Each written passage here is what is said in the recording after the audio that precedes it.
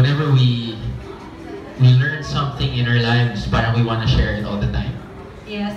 And learning new recipes that are so delicious, it makes life easier. Madali. Yeah, makes life easier. Lalo na, you know, the super mom is juggling so many things, you know, making dede here, cooking here, so parang at least And maybe chop here. chop here. And actually, what was challenging about this season was that, of course, coming from season 2, same as with any other show, as the seasons progress, you need to come up with something new. Right. So that was the challenge for us. We wanted to be able to give something new. Of course, not just your regular recipes. Right. But nakakatawa tong season na to because we weren't just be offering 1, but 2 recipes actually in an episode. So meron kami mga complimentary dishes din. At nyo makikita yan sa season 3 ng Home Foodie. And of course, one of the things nung sana ko naaliw, every season, dalawang seasons lang naman ako dito nito.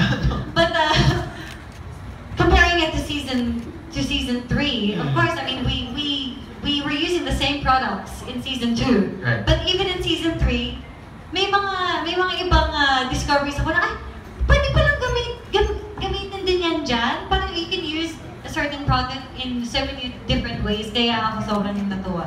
Ako naman, natuwa ako dahil, well, it's the second year na kasama ko si Mrs. and at the same time, nakita ko yung progression niya as a chef. Cool.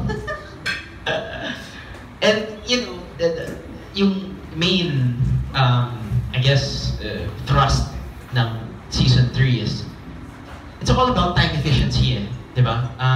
The dishes, it needs to be delicious and easy to cook and fast to cook, lalo na because, you know, we're very busy. Yep. It needs to be appealing for the kids, True. for the whole family, not just for the mom and dad. So yeah, we're very excited to show you season 3, and of course, kasama pa rin namin yung mga poging chefs at yung kanilang Reyna. At ang Reyna. Ang Reyna. Ang Queen Bee. Yes. Na syempre kailangan may grand entrance. Syempre. Oo. Never namin ginamit tong kitchen na to na may konting naging stage siya, pero ngayon, guys are lucky. Para sa kanya. Para sa kanya.